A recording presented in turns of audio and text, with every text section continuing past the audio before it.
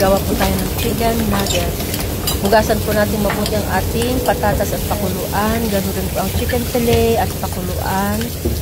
After mapakulo, balatan at imas po natin ang ating patatas. Huwag po natin masyadong durugin.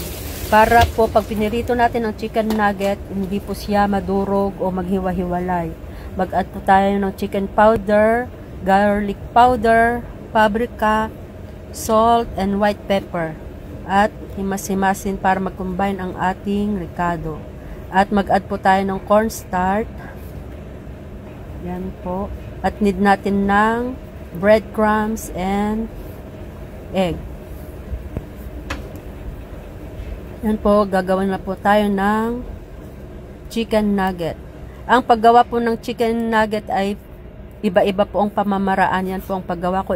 Ang iba po ay blender nila ng sariwa, hindi na po pinapakuluan. Ako po pinapakuluan ko para pag ipinirito mo, kahit sa loob ay luto na, madaling maluto.